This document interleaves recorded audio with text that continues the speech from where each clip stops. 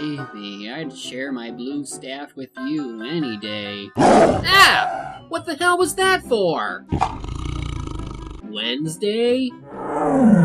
It's the 25th? Oh, crap! Today's my 2nd-year anniversary! Quick, into your spot! Can't believe I waited this long to do this. Hello, and welcome to...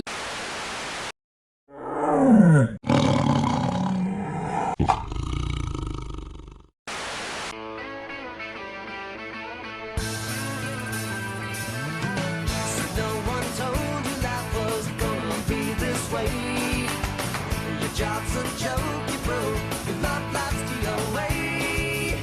It's like you're always stuck in second gear, when it hasn't been your day, your week, your month, or even your year. But I'll be there for you when the rain starts to fall. I'll be there for you when the feeling goes. I'll be there for you 'cause you're there for me too.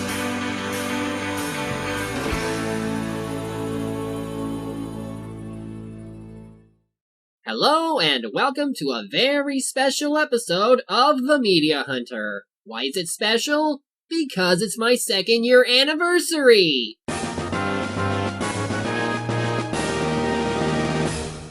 2 years ago, I first released a review of Cats and Dogs.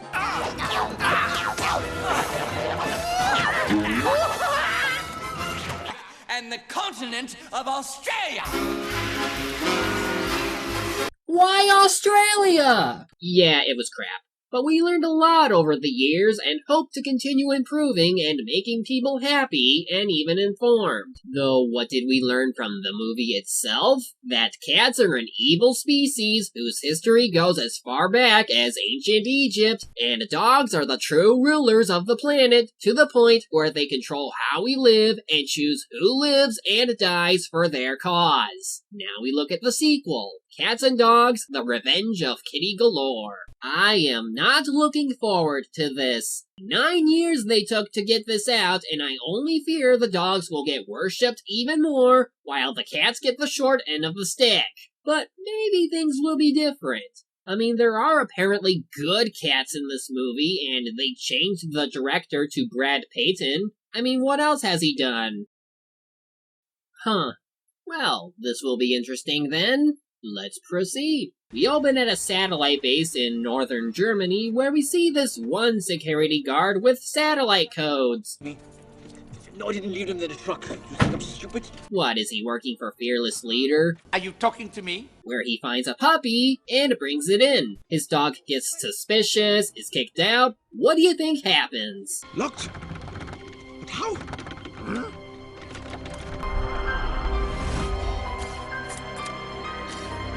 Oh my god, a plot twist! Evil puppies do exist! Damn it! Can't you break the mold for once? So, that's our villain, Kitty Galore. Guess what her scheme is? So the dog makes contact to HQ to inform them of his spotting. Then the opening credits, which looks pretty neat and the song has a Bond feel to it.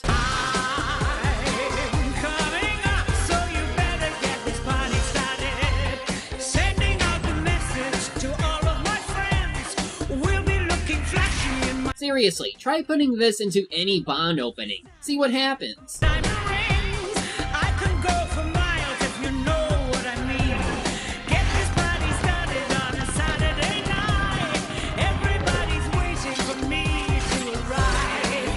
Anyway, it seems there's a hostage situation involving a crazy car salesman ready to blow things up. Who do you call in such a case? Please be Will Ferrell, please be Will Ferrell, please be— damn it, it's Chris O'Donnell! Anyway, he's only secondary as our real main character is Diggs, the German Shepherd voiced by James Marsden. Despite the obvious badass pose both of them give, it seems Diggs is untrained as he refuses to take orders, even from his master, who is named Shane. Get out of there! Get out! Get out! Guys, let's go! Get out of there! Diggs! Diggs, go, go! It's okay, they won't aggro even if I shout. Run away! Smile for the 3D. Oh yeah!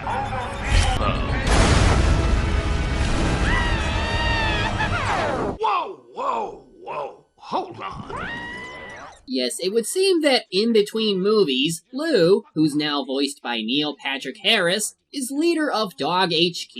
Butch is back too, though voiced by Nick Nolte, and will be tasked to train Diggs. But why go for the one who only just now screwed up? He's fearless, barks in the face of danger, and is trained in paw-to-paw combat. Plus, the only thing he hates more than following orders is cats. I'm cool. I can get through this. Continuing. So Diggs is suspended and is to be sent to obedience school. Shane wants to adopt him given the tough times Diggs had, but is denied. You always try, just sometimes a little too hard. Like this cop thing. Sometimes you just gotta play with others. It's not always about being the top dog. I'll do everything I can to get you out of here. Trying to establish a bond between a rowdy dog and his human. I wonder how important Shane will be to the overall story. Didn't think so. And if you wanted more proof that the spy dogs willingly abduct others to join their cult of crazy cat haters, here you go. You're being recruited into a secret organization to help fight the spread of radical felinism. Okay. Is somebody pulling my tail here? This isn't a joke, Diggs. Hey, how do you know my name? I just came up out of the floor. Let's assume I'm smart enough to know your name. While you and your cop buddies are here chasing your tails, there's an elite team of dogs charged with the noble responsibility of protecting mankind. Yes, protecting mankind and also sacrificing them so the cats don't get what they want. You're not all that noble, you know. Don't you try hiding what you did. Minutes ago, in a dramatic late-night session, the World Council voted to sacrifice the Brody family to ensure our ability to safeguard humanity against the great cat threat forever. I will never let you live that down. The choice is yours. You can stay here and fight roaches over your kibble, or you can come with me and fight cats. Fight cats? Why didn't you say so? And now I hate him. Thanks, movie. So after a crazy ride to the center of the earth, I assume, given the last movie, Butch reminds us that they are here to make sure dogs keep humans safe and cats don't get any kind of control. Oh, and because Diggs is older than when Lou started, they have to entice him with girls. Yeah. So after meeting a couple of characters from the last movie, he's introduced to Lou, where he's informed of the situation. We believe this was meant for all cats. Take a look. Greetings, my future feline followers. My name is Kitty Galore. May I present the most adorable creature in my life, little Scrumptious. Say hello, darling. Help me. Okay, I'll say it now. At least Bette Midler is trying with her role, and it makes her character seem like a fun villain, more so than Mr. Tinkles. Does it redeem this movie at all? Not really. Will unleash a sound only those drool-bag dogs can hear. A sound so devastating, so terrifying, it will drive all dogs completely insane. I call this sound the Call of the Wild. You're going to broadcast that old British movie from the 70s? Alouette, je te plumerai. Alouette, gentille alouette. Alouette, je te plumerai. At least we have something to build up to since we don't know how she'll do it. Which is more than I can say for Mr. Tinkle's plan. Oh, and another Bond reference. They probably had parents in mind, but by this point, would they care given the lack of anything funny? So anyway, Diggs is assigned to locate Seamus, who is somehow linked to Kitty Galore. Speaking of, it turns out her owner, Chuck, is a magician who seems to be far more crazy than Crazy Carlito from before. Great news. We are headliners. Of course! That's genius! Pure genius! Oh, there we... Ow! Oh, Kitty. So Butch and Diggs go play Fool the Human while looking for Seamus, unaware that they are being watched by an unknown feline. Diggs proves himself useful by finding Seamus, and he's voiced by Cat Williams. Where have I seen him before? Informant work. I do neither of these things. And when's the last time you had a mint? You, Seamus? No, it's a pimp named Slickback. Like a Tribe Called Quest. You say the whole thing. A pimp named Slickback. Yep, seems alike to me. Now that we're... Oh! Look out! It's rolled up paper! Hand over the bird. Ooh, a girl kitty cat. I'm gonna enjoy this.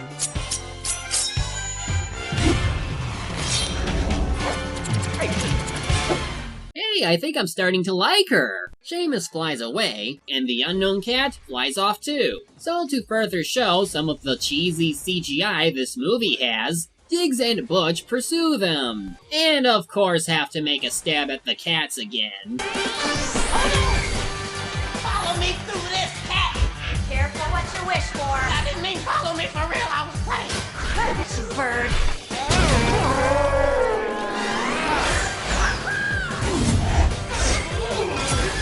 So to sum up, Diggs screws up again. Everyone crashes and burns, and the movie ends with Kitty Galore succeeding. Okay, I kid. They capture the cat and, for 10 hours straight, they just interrogate her with water in broad daylight at the same playground they were at. Why didn't they take her and Seamus to HQ? Wouldn't it be safer there? Especially when this happens. No more water! No more water! And cue plot hole. Agent, wait. If you're not working for Kitty Galore, who are you? Name's Catherine. I'm with Meows. Meows? Collar, laser. So, there's now a spy cat organization, and Lou and Butch knew about this, and she never bothered bringing it up until now.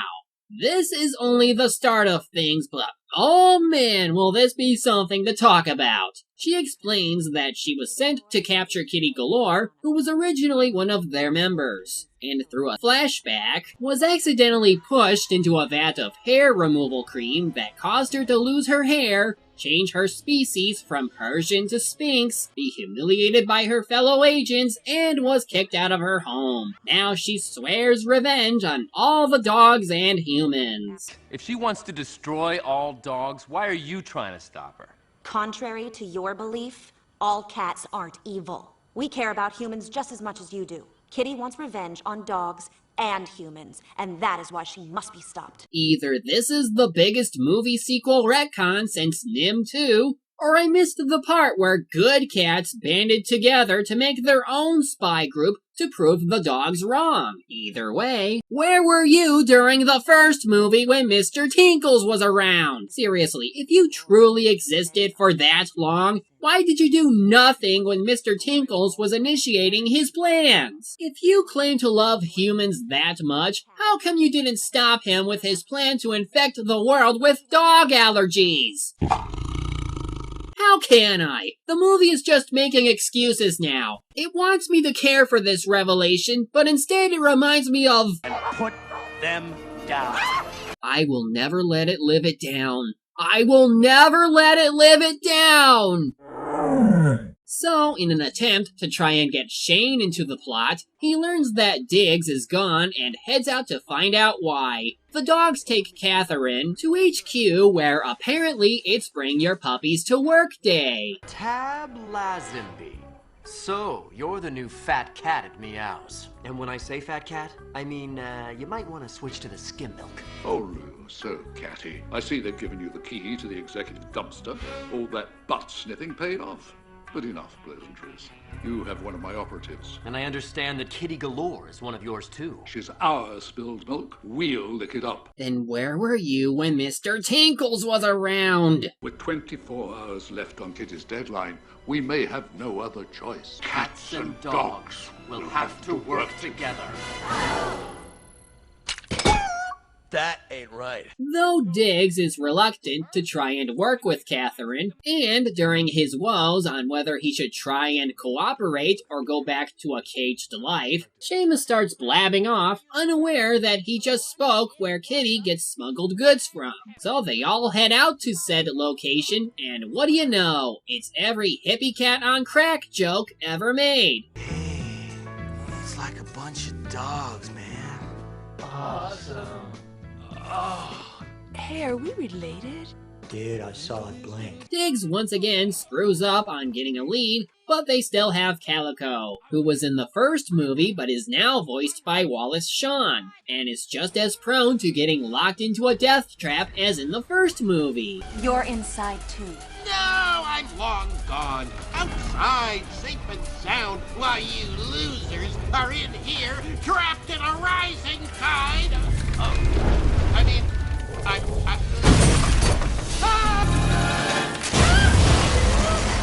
Oh, did you see that? Yeah, I know. Wait, what are we talking about? Is this a joke? So they learn from Calico that Kitty's been getting technology from various sources, and that he sends them to her through pigeons. While he doesn't know what she's building, he tells them to try and ask Mr. Tinkles, who's currently being detained in Alcatraz for being insane. And, okay, really? Silence of the Lambs too? I can tell by the way you're sitting. So, apart from the others. They wouldn't invite any ordinary cat, would they? Oh! You're an agent with meows. Spying on your own brothers and sisters? Naughty little girl. But that takes a very special kind of feline. Someone dedicated, driven, and very angry. But at who, Daddy? Who's your daddy, Catherine? Was that supposed to be him telling her backstory? Or is he just quoting Silence of the Lambs? And don't you do it!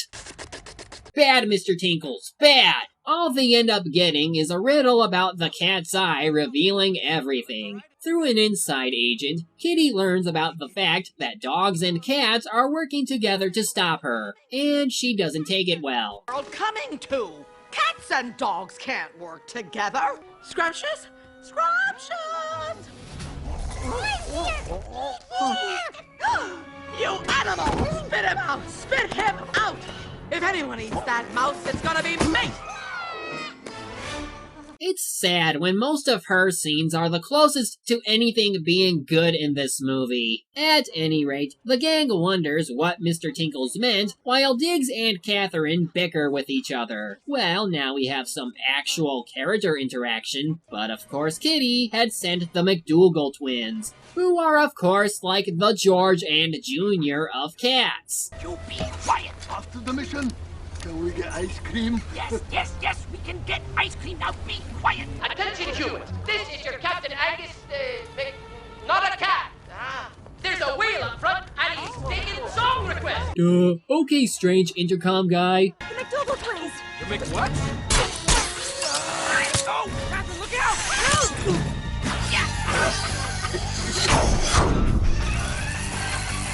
Diggs, what'd you do that for? Not sure. They haven't even gotten along yet, so it's too soon for them to even attempt him to do that. So they fight, chase, fear of water, stuff, and I forgot to mention, the running gag of the film being this little girl who keeps seeing the animals doing stuff they shouldn't be doing.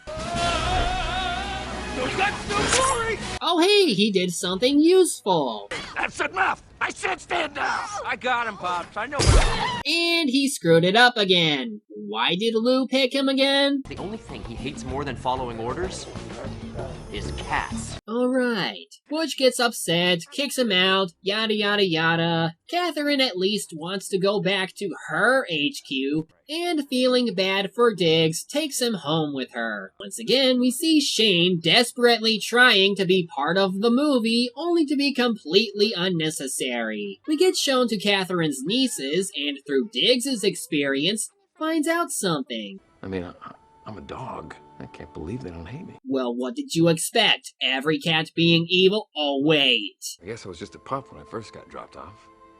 My owner said he'd be right back, but... Well, how did you finally get out? A man, Shane. He's a cop. I guess he saw something in me that nobody else did. Made me his partner. And I swore I was never gonna let him down. There was no way I was ever gonna wind up in the kennel again. Which is why you ended up going over 3 times. Yeah, maybe if you actually started listening to people, this wouldn't happen. Anyway, they go to Meow's HQ, where it's not as interesting as the dog version, where they try to meet the leader. No, Tab! He's cool. He's with me. Oh, Catherine, I feel like an idiot up here.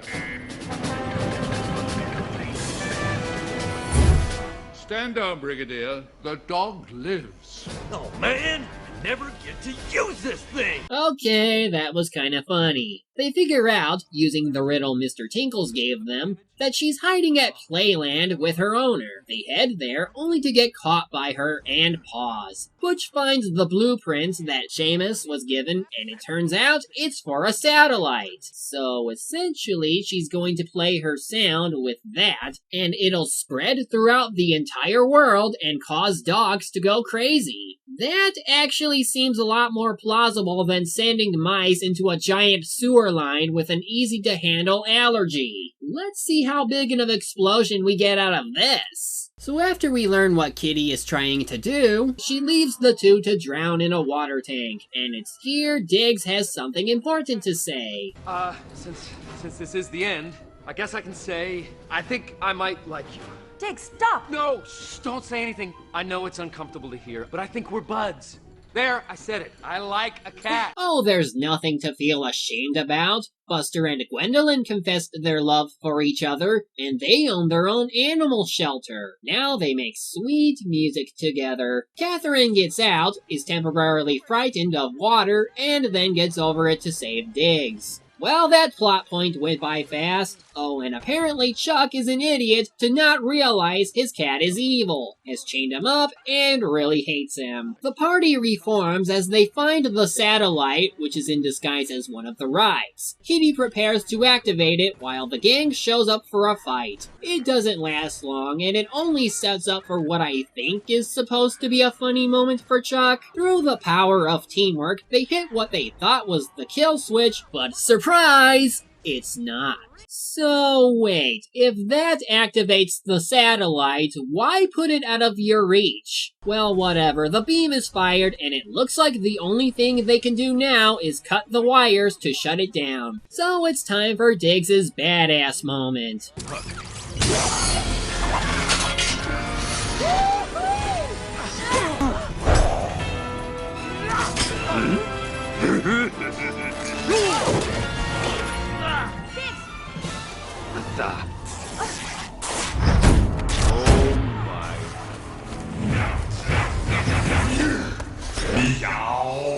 He's a Terminator cat. Boy, Skynet is really running out of ideas. So the sound is transmitted from the satellite, and it doesn't seem too bad so far, but with only a minute before it hits them, Diggs and Catherine work together to get him to the wires, where, of course, Paul's robot mind keeps him from stopping himself from biting the wire Diggs put out, and thus the satellite overloads before blowing up. But it ain't the only thing that blows up.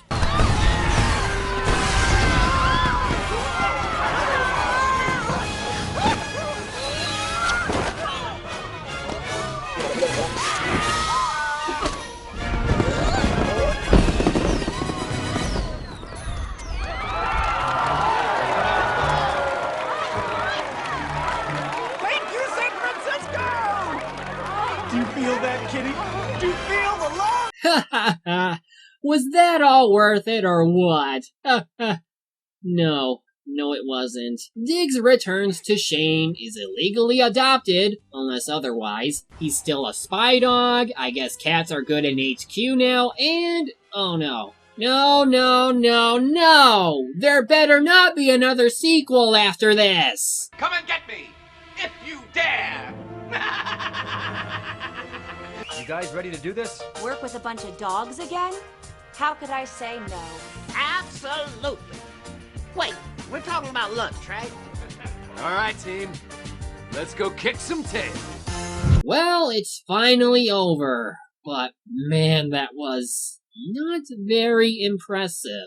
I can't say it's absolutely worse than the first movie, but man, did I have issues with it. Like, again, the fact that they put so much hate on the cats and how they are mostly evil, and even when they try to make most of them good guys, it's never really explored all that well. We're left to assume relationships between the two organizations are good based on how Diggs and Catherine acted. Speaking of Diggs, while his character arc could have been interesting, it left behind the human element that could have been better incorporated instead of just leaving it out for the spy development. Catherine could have used more character development, Butch could have been a lot better, and Seamus... One house my cousin Nicky used to work at for Kitty Galore, it was a feline paradise. should have just stayed a one-shot character. The humor is very scarce, and most of the time Kitty is able to get a chuckle out of me with her over-the-top performance, but it's not enough to save the film,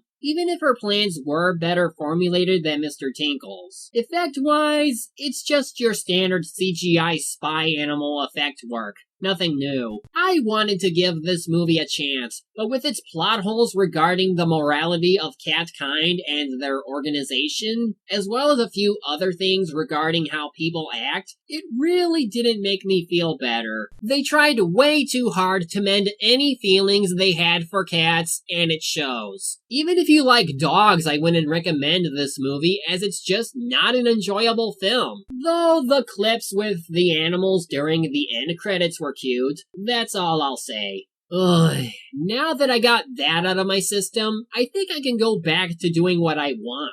Maybe find something good to cover up the foul stench this movie left. So, until next time. Why can't we be friends? Why can't we